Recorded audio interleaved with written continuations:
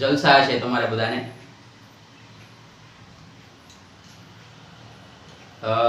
એકમ નંબર 4 ની અંદર જ આપણે આગળ ચાલશું। આજે શક્ય હશે તો આપણે પાઠ જે છે આ લેક્ચરની અંદર જ પૂરો કરી દઈશું।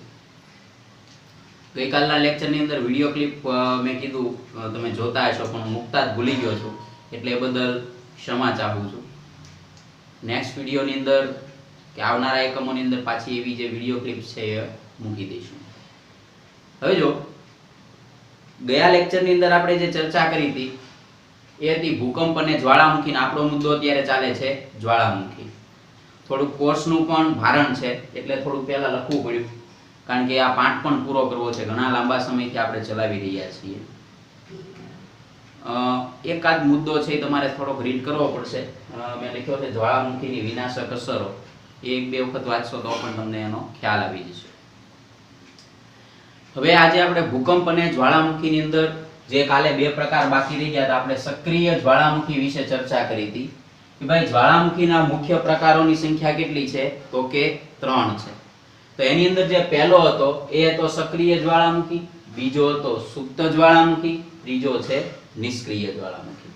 હવે જે સુપ્ત જ્વાળામુખી છે એના વિશે જો વાત કરીએ તો એનો અર્થ એવો થાય કે વર્ષો સુધી શાંત રહેલો જ્વાળામુખી ફરી વખત પ્રસ્ફોટન પામે। બરાબર, જો વર્ષો સુધી શાંત રહેલો જ્વાળામુખી ફરી વખત પ્રસ્ફોટન પામે તેને સુપ્ત જ્વાળામુખી કહેવાય। દાખલા તરીકે ઇટલીનો વિસુવિયસ જ્વાળામુખી છે ઈસવીસન 1931 ની અંદર ફરી સક્રિય થયો। એવી જ રીતે ઇન્ડોનેશિયાનો ક્રાટાકાઓ, ચીલીમાં આવેલો એકોનકાગુઆ અને જાપાનનો ફુજિયામા એના જાણીતા ઉદાહરણ। જો તમને આવું પૂછી શકે ભાઈ ફુજિયામા જ્વાળામુખી ક્યાં આવેલો છે, તો જાપાનની અંદર। તો આવા જે છે સરળ સવાલો આપણને લાગતા હોય પણ આની અંદર ધ્યાન રાખવાનું। તો સુપ્ત જ્વાળામુખીની વ્યાખ્યા ફરી વખત જો કે વર્ષો સુધી શાંત રહેલો જ્વાળામુખી ફરી વખત પ્રસ્ફોટન પામે તેને સુપ્ત જ્વાળામુખી કહે છે।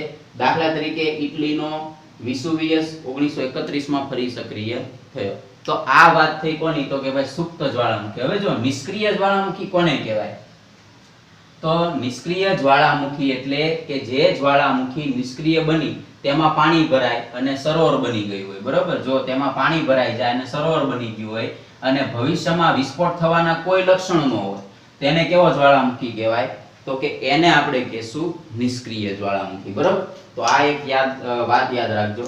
હવે એના ભવિષ્યમાં વિસ્ફોટ થવાના કોઈ લક્ષણો જ ન બાકી જાય તો જ એને નિષ્ક્રિય જ્વાળામુખી કહેવાય। દાખલા તરીકે આફ્રિકામાં આવેલો કિલીમાંજારો, મ્યાનમારનો પોપા અને બંગાળની ખાડીમાં આવેલો નારકોડમ, જે ભારતના સર્વાધિક ક્ષેત્ર વિસ્તારની અંદર છે નારકોડમ।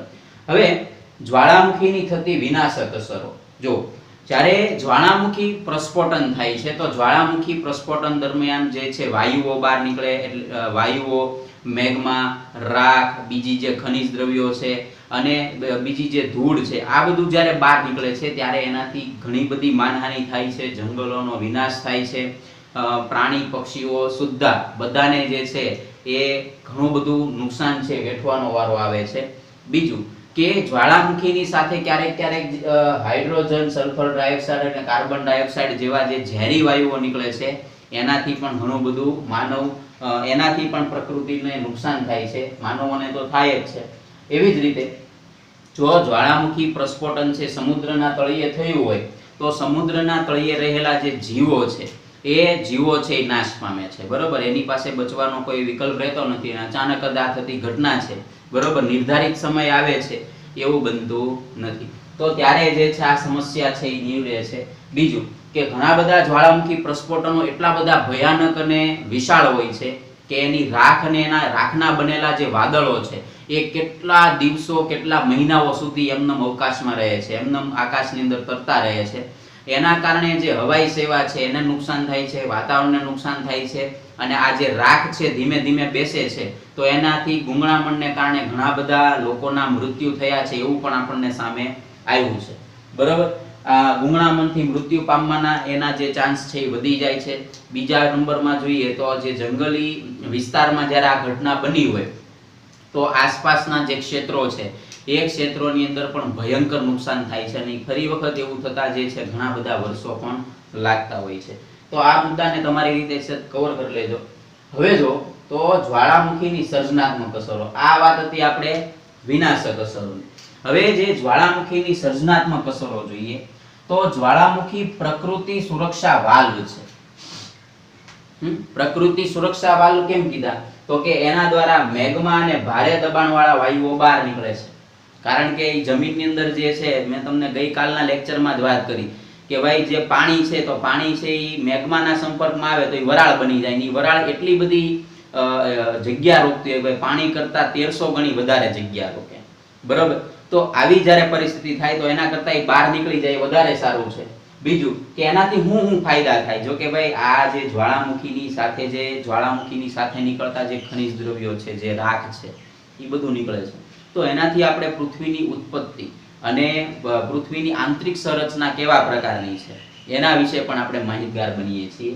બીજું, લાવારસના ઘણા બધા ફાયદા થાય. ભાઈ જ્યાં જ્વાળામુખી પ્રસ્ફોટન થયું હોય ને આસપાસની અંદર જે છે લાવા છે એ ફેલાઈ જાય છે. તો એના કારણે લાવાના ઉચ્ચ પ્રદેશો પણ અસ્તિત્વમાં આવે છે. મહારાષ્ટ્ર એનું ઉત્તમ ઉદાહરણ છે કે ભાઈ લાવાના ઉચ્ચ પ્રદેશો માટે જાણીતું છે અમુક ભાગ. તો ત્યાં આસપાસના વિસ્તારોમાં જ્યારે ભવિષ્યની અંદર આ લાવા ઠરી જાય ત્યારબાદ એમાં ખેતી છે સારા પ્રમાણમાં કરી શકાય છે. એની જમીન છે એની ફળદ્રુપતામાં વધારો થઈ જાય છે. એની અંદર શેરડી, તમાકુ આવા બધા જે પાક છે એ લઈ શકાય છે. તો એના એ ફાયદાઓ છે. બીજું કે જ્વાળામુખીમાંથી નીકળતી જે રાખ છે એ આસપાસના વિસ્તારોની અંદર બેસે છે. એટલે કે જ્યાં ખેતીલાયક જમીન છે ત્યાં એ રાખ બેસવાથી એની ફળદ્રુપતામાં પણ શું થાય છે? તો કે ભાઈ વધારો થાય છે. એની અંદર જે છે દ્રાક્ષનું મહત્તમ ઉત્પાદન આપણે છે એ મેળવી શકીએ છીએ.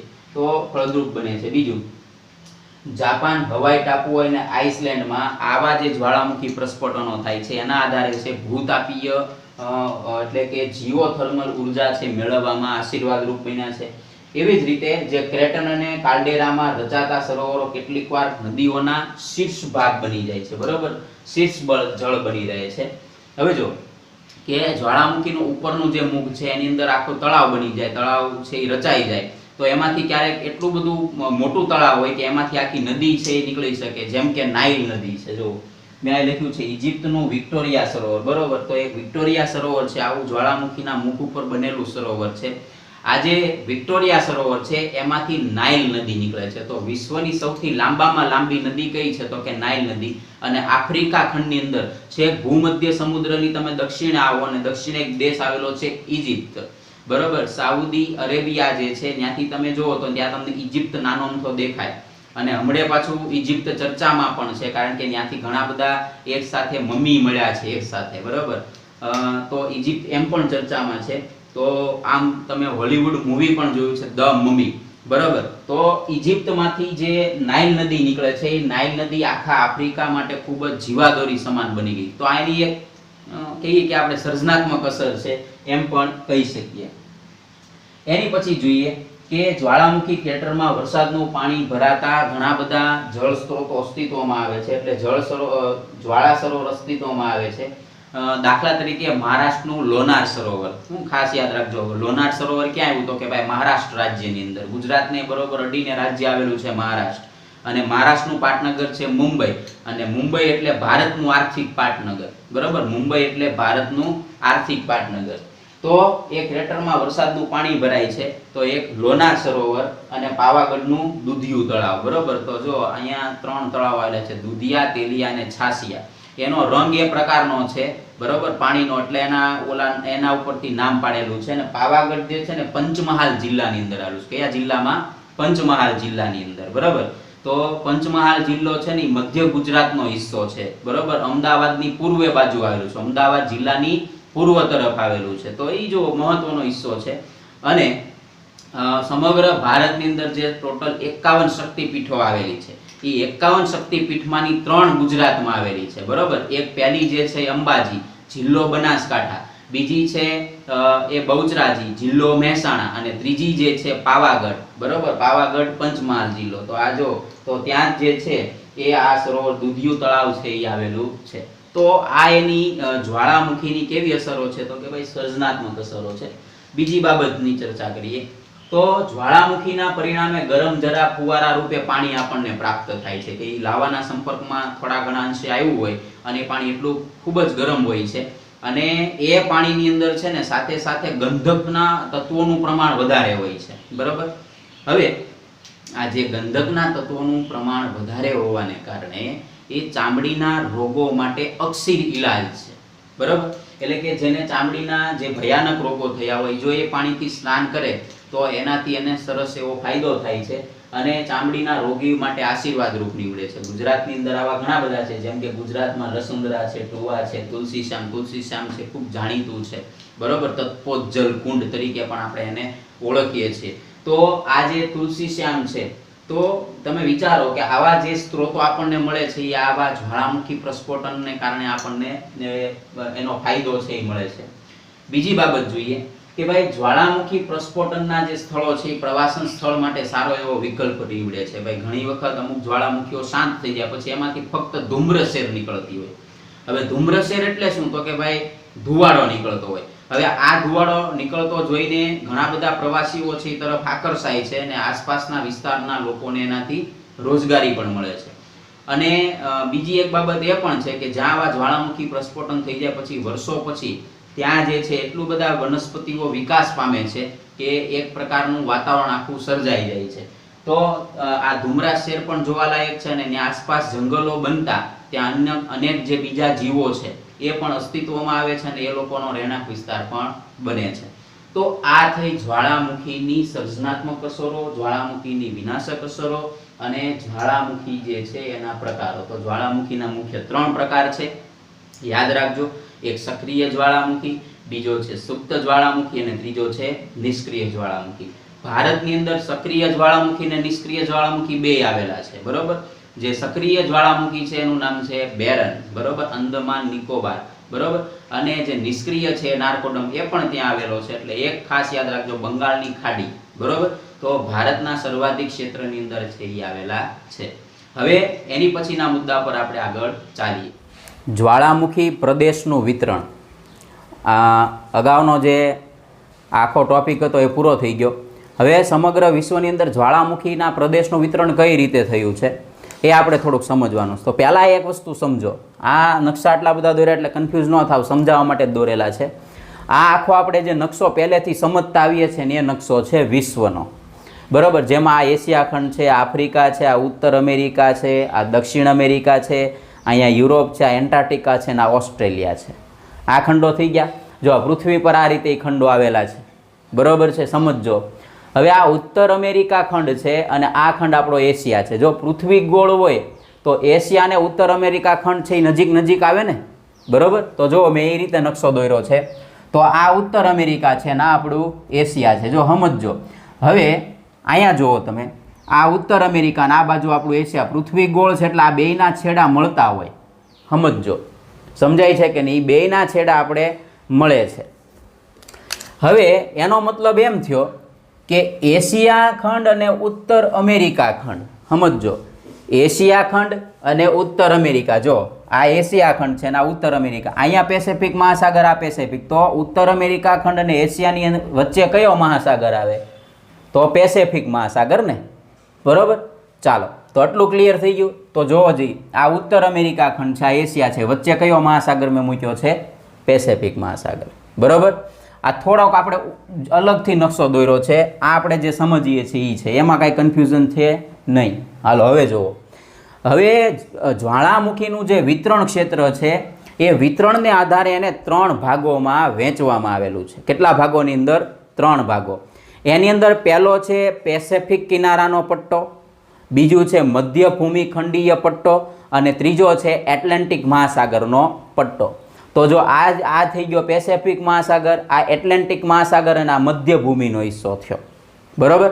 ચાલો હવે જે આપણે સમજવાનું છે એમાં પહેલો જે ભાગ છે પેસેફિક કિનારાનો પટ્ટો, બરોબર. હવે જુઓ, જે પેસેફિક કિનારાનો પટ્ટો છે તો વિશ્વની અંદર એકંદરે સૌથી વધુ જે સક્રિય ભૂકંપો છે, એકંદરે સૌથી વધારે જે સક્રિય ભૂકંપો છે એ ભૂકંપના જે ક્ષેત્રો છે એ ક્ષેત્રો જે છે કંઈક આ રીતે છે ફેલાયેલા છે, બરાબર. સમજો, એ ક્ષેત્રો જે છે આ રીતે ફેલાયેલા છે. હવે સમજો કે આ જે સર્વાધિક ભૂકંપના કેન્દ્રો છે તો પેસેફિકના પૂર્વ કિનારે, બરોબર. પેસેફિકના પૂર્વ કિનારે શું આવશે તો કે ઉત્તર અમેરિકા. તો જોવો જઈ આ કયો ખંડ થઈ ગયો આપણો ઉત્તર અમેરિકા. હવે ઉત્તર અમેરિકાની અંદર જે પર્વત શ્રેણી આવેલી છે એનું નામ છે રોકીઝ. બરોબર. શું નામ છે? રોકીઝ. જો આ રોકીઝ પર્વતમાળા. તો ઉત્તર અમેરિકાની રોકીઝ પર્વત શ્રેણી અને દક્ષિણ અમેરિકાની એન્ડીઝ પર્વત શ્રેણી. જો આ જે છે દક્ષિણ અમેરિકા ખંડ છે અને આ કઈ છે? એન્ડીઝ પર્વત શ્રેણી. એનો મતલબ એમ થયો કે પેસેફિકના પૂર્વ કિનારે આવેલા છે. બરોબર. આ જે છે પેસેફિક મહાસાગર એનો પૂર્વ કિનારો એટલે આ બાજુ જે પૂર્વ કિનારો છે તો ઉત્તર અમેરિકાની અંદર કઈ છે તો કે રોકીઝ અને દક્ષિણ અમેરિકામાં કઈ છે તો કે એન્ડીઝ. આ પર્વત શ્રેણી અને સામે છેડે જો આ બે પર્વત શ્રેણી થઈ ગઈ. હવે એનો સામો છેડો એટલે કયો પડશે તો કે એશિયા ખંડ. બરોબર. તો એશિયા ખંડની અંદર તો કયા કયા પ્રદેશો છે તો કે ભાઈ એમાં પહેલો આવશે ન્યૂ ગિની. બરોબર. એક્ઝેક્ટ આ જે ભાગ છે આ બધા ભાગોની અંદર તમે જોઈ શકો કે આ જે ભાગ છે અહીંથી નીચેના ભાગોની અંદર અહીંયા બધા નાના નાના જે છે આવા પ્રદેશો આવેલા છે. તો અહીંયા એક આવેલું છે ન્યૂ ગિની. બીજું છે ઇન્ડોનેશિયા. બરોબર. અહીંયા ઇન્ડોનેશિયા. પછી આવશે જાપાન. તો અહીંયા છે ને જાપાન આવશે. આ બધો ભાગ છે એ જાપાન છે. બરોબર. દેશનું નામ છે જાપાન. અને એન્ટાર્કટિકા. તો આ એન્ટાર્કટિકા ખંડ છે આખો આપણો. બરોબર. અને એન્ટાર્કટિકા જે ખંડ છે એની અંદર આવેલો છે માઉન્ટ ઇરેબસ. બરોબર. જે આ માઉન્ટ ઇરેબસ છે અથવા તો રોસ દ્વીપ નામનો જ્વાળામુખી છે એક અહીંયા આવેલો છે. આ સિવાય સોલોમન અને ન્યૂઝીલેન્ડ. તો ન્યૂઝીલેન્ડ છે ને ઓસ્ટ્રેલિયાની પૂર્વ કિનારે થાય એટલે કે અહીંયા છે ન્યૂઝીલેન્ડ. બરોબર. તો જોવો જઈ ઇન્ડોનેશિયા, ન્યૂઝીલેન્ડ, જાપાન અને ન્યૂ ગિની અને સોલોમન. તો આ જે પ્રદેશો છે તો જો કયા કયા તો કે ભાઈ પેસેફિક કિનારાનો પટ્ટો છે. તો પેસેફિક કિનારામાં કયા કયા આવશે તો ઉત્તર અમેરિકા ખંડની અંદર જે પર્વત શ્રેણી આવેલી છે એ છે રોકીઝ. દક્ષિણ અમેરિકા ખંડની અંદર આવેલી પર્વત શ્રેણી એન્ડીઝ. એની પછી એના વિરુદ્ધ દિશાની અંદર એશિયા ખંડની અંદર જાપાન, એવી જ રીતે ઇન્ડોનેશિયા, એવી જ રીતે સોલોમન, એવી જ રીતે ન્યૂ ગિની અને ન્યૂઝીલેન્ડ. તો આટલા જે ભાગો છે એ પેસેફિક કિનારાના પટ્ટાની અંદર સમાવિષ્ટ છે. હવે જો કે પેસેફિક કિનારો જે છે એની અંદર મોટા ભાગના સક્રિય જ્વાળામુખી છે. એટલે કેટલાક વિદ્વાનો એને પેસેફિક રિંગ ઓફ ફાયર કહે છે. શું કહેવાય? જો હું અહીં લખું છું આ જે બધો ભાગ તમે જુઓ છો પેસેફિક, હું અહીં લખું છું પેસેફિક રિંગ ઓફ ફાયર. બરાબર. ધ્યાન રાખજો. કેટલાક વિદ્વાનો એવું માને છે કારણ કે જ્વાળામુખીનો આખો જે છે એ એક આમ હાઉસ જેવું થઈ ગયું. ઘણા બધા જ્વાળામુખી છે એ સક્રિય છે. તો આ યાદ રાખવાનું. તો આ થઈ ગયો પેસેફિક કિનારાનો પટ્ટો. હવે આગળ જઈએ મધ્ય ભૂમિખંડીય પટ્ટો. બરાબર. હવે જો આ એક બાબત હજી આપણે રહી ગઈ કે જે આ જે પેસેફિક રિંગ ઓફ ફાયર છે એની અંદર જ તે જુઓ તમે કે દક્ષિણ અમેરિકા ખંડની અંદર આ જે પર્વતમાળા છે એન્ડીઝ, આ એન્ડીઝ પર્વતમાળાની ઉત્તર એટલે કે આ જે છે તો અહીંયા જ તે વિશ્વનો સૌથી મોટો સક્રિય જ્વાળામુખી આવેલો છે કોટોપેક્સી. શું નામ છે? કોટોપેક્સી, જે ઇક્વિડોર પાસે આવેલો છે. ઇક્વિડોરની સાથે ઇક્વિડોરની નજીકમાં જે સક્રિય જ્વાળામુખી છે એનું નામ છે કોટોપેક્સી. તો આ કોટોપેક્સી જ્વાળામુખી છે દક્ષિણ અમેરિકા ખંડની અંદર આવેલો છે અને ring of fire, Pacific ring of ફાયરમાં તેનો સમાવેશ થાય છે. ચાલો હવે આગળ જોઈએ મધ્યભૂમિનો પટ્ટો. હવે જો મધ્યભૂમિના પટ્ટાની અંદર શું આવશે તો કે ભાઈ એ ભૂમિની અંદર યુરોપ. હવે જો ખરેખર યુરોપ અહીંયા છે એટલે આપણા એશિયા ખંડ આયા દોર્યો એટલે આ આખો થઈ ગયો યુરોપ. બરોબર. તો આ યુરોપની અંદર એક પર્વતમાળા આવેલી છે આલ્પ્સ પર્વતમાળા એટલે કે આલ્પ્સ પર્વત શ્રેણી. અને એશિયાનો મધ્ય ભાગ અને પૂર્વ પશ્ચિમની અંદર જો આ આખો છે ને આખો એશિયા ખંડ છે. અહીંથી લઈને આ બધો એશિયા ખંડ. હવે સમજો અહીંથી એટલો જ સમજજો કારણ કે આ ભાગ છે યુરોપનો છે, આ આખો એશિયા ખંડ છે. આ એશિયા ખંડનો મધ્ય ભાગ થયો. બરાબર. હવે મધ્ય ભાગની અંદર પાછું આપણને શું કીધું? પૂર્વ પશ્ચિમ. હવે જોવો જોઈએ અહીંયા. હવે પૂર્વ પશ્ચિમ કેમ સમજાય છે? તો આ ઉત્તર, આ દક્ષિણ, આ પૂર્વ અને આ પશ્ચિમ. તો આ પૂર્વ પશ્ચિમ ફેલાયેલી છે ને પૂર્વ અને પશ્ચિમ બાજુ. તો પૂર્વ પશ્ચિમ દિશામાં એવું કીધું જો પૂર્વ અને પશ્ચિમ દિશાની અંદર હિમાલય પર્વત શ્રેણી. બરાબર. આ જ્વાળામુખી વિસ્તારો છે મધ્ય ભૂમિ ભાગની અંદર. તો એનો અર્થ એ થઈ ગયો કે આઇસલેન્ડથી શરૂ કરીને સ્કોટલેન્ડ થઈ. બરોબર. આઇસલેન્ડથી શરૂ કરીને સ્કોટલેન્ડ. તો આઇસલેન્ડ જે છે ને એ ખરેખર અહીંયા બરોબર એક્ઝેક્ટ આવે આઇસલેન્ડ. અને જો અહીંયા સમજવું હોય તો આઇસલેન્ડ જે છે એક્ઝેક્ટ અહીંયા આવે ગ્રીનલેન્ડની બરોબર દક્ષિણમાં. બરોબર. આઇસલેન્ડથી લઈને સ્કોટલેન્ડ, એટલે કે અહીંયા યુરોપની જ વાત કરે છે, આઇસલેન્ડથી લઈને સ્કોટલેન્ડ અને આફ્રિકાના કેમરૂન સુધી, બરાબર. હવે જો આ ખંડ થઈ ગયો આફ્રિકા, એમ મેં અહીંયા દોર્યો છે આફ્રિકા, તો આફ્રિકાના કેમરૂન સુધી આ જે છે એ પહેલું થઈ ગયું, આફ્રિકાના કેમરૂન સુધી આ પટ્ટાની એક શાખા, એટલે કે જે મધ્યભૂમિ ભાગ છે એની વાત કરે છે કે આ પટ્ટો જે છે એની એક શાખા પશ્ચિમ દ્વીપ સમૂહ અને સ્પેન, ઇટાલી અને ભૂમધ્ય સમુદ્ર, બરાબર. જો હવે સ્પેન ઇટાલીની ક્યાં આવ્યું તો કે આલ્પ્સ પર્વતમાળા છે, અહીંયા બધે તમે જુઓ તો અહીંયા સ્પેન, ઇટાલી અને આ જે ભાગ છે એને શું કહેશું આપણે? ભૂમધ્ય સમુદ્ર, બરાબર. તો આ ભૂમધ્ય સમુદ્ર થયો, તો એનો મતલબ કે આ જે નકશો આપણે દોર્યો તો અહીંયા શું થઈ ગયો? એ ભૂમધ્ય સમુદ્ર. તમને સરળતા રહે એટલે મેં બે નકશા દોર્યા છે અલગ અલગ રીતે, બરાબર. તો ભૂમધ્ય સમુદ્ર અને બીજી જે એક શાખા છે એ વેસ્ટ ઇન્ડિઝ સુધી જાય છે. તો વેસ્ટ ઇન્ડિઝ જો અહીંયા છે, એક્ઝેક્ટ અહીંયા, કે જ્યાં ઉત્તર અમેરિકા, દક્ષિણ, અહીંયા જે છે ને પન્નામા નહેર છે, પન્નામા નહેરની આપણે એમ કહી શકીએ પૂર્વ બાજુ, બરાબર. તો એનો મતલબ આ નકશામાં અહીંયા થાય, આ નકશામાં અહીંયા થઈ વેસ્ટ ઇન્ડિઝ. તો વેસ્ટ ઇન્ડિઝ તરફ અને બીજી શાખા જે છે સ્પેન, ઇટાલી, ભૂમધ્ય સમુદ્ર, ઈરાન, અફઘાનિસ્તાન, બરાબર. તો જુઓ જી અહીંયા જે છે એક્ઝેક્ટ તમે આવો તો આ બધો જે ઈરાન છે, અહીંથી ભારતની સરહદ નેડે છે અફઘાનિસ્તાન છે, બરાબર. તો એ બધા પ્રદેશો છે એને હિમાલયની ઉત્તર બાજુ વળીને મ્યાનમાર સુધી વ્યા જાય, બરાબર. તો આ જે મધ્યનો પટ્ટો થઈ ગયો, બરાબર. જો આ ભાગ, આ આખો પટ્ટો થઈ ગયો, આ એની અંદર આવી ગયો, બરાબર. અને ત્યાંથી વળીને ક્યાં સુધી જાય છે તો મ્યાનમાર. તો મ્યાનમાર અહીંયા જ આવે, મ્યાનમાર, બરાબર. તો મ્યાનમાર સુધી આ પટ્ટો જે છે મધ્ય ભૂમિખંડીય પટ્ટો છે, ત્યાં જે છે જ્વાળામુખી આવા સક્રિય આવેલા છે. હવે નવાઈની વાત એ છે કે જો અહીંયા બધે સક્રિય જ્વાળામુખી છે પણ હિમાલય પર્વત શ્રેણીની અંદર એક પણ સક્રિય જ્વાળામુખી નથી. હિમાલય પર્વત શ્રેણીની અંદર એક પણ સક્રિય જ્વાળામુખી આવેલો નથી. તો આ વાત પણ આપણે ખાસ યાદ રાખવાની. હવે જો આ જ પટ્ટાની અંદર જો હિમાલયની પર્વતમાળા જો નીચે આપણે ઉતરતા જઈએ, મ્યાનમાર સુધી આવી જાય, મ્યાનમારથી આમ વળી જાય, તો એનો મતલબ એમ થઈ ગયો કે ભાઈ ભારતની અંદર આ જે છે આપણો ભારત છે, તો અહીંયા આવશે બંગાળની ખાડી, બરાબર. આ શું છે? બંગાળની ખાડી. તો બંગાળની ખાડીની અંદર સક્રિય અને નિષ્ક્રિય બે જ્વાળામુખી આવેલા છે, બરાબર છે. તો સક્રિય જ્વાળામુખી કયો છે આપણો? તો કે ભાઈ બેરન. અને નિષ્ક્રિય જ્વાળામુખી કયો છે? તો નારકોડમ, બરાબર. તો આ જે છે એ મધ્ય ભૂમિખંડીય પટ્ટા તરીકે એને ઓળખવામાં આવે છે, બરાબર. આ જે ભાગ છે એને આપણે શું નામ આપ્યું હતું? તો કે ભાઈ પેસેફિક કિનારાનો પટ્ટો, આ મધ્ય ભૂમિ ભાગોનો પટ્ટો, બરાબર. હવે એક છેલ્લો બાકી છે, એ છે એટલાન્ટિક મહાસાગરનો પટ્ટો. હવે સમજો તો આ જે છે ને એટલાન્ટિક મહાસાગર આવેલો છે, બરાબર. આ શું છે? એટલાન્ટિક મહાસાગર.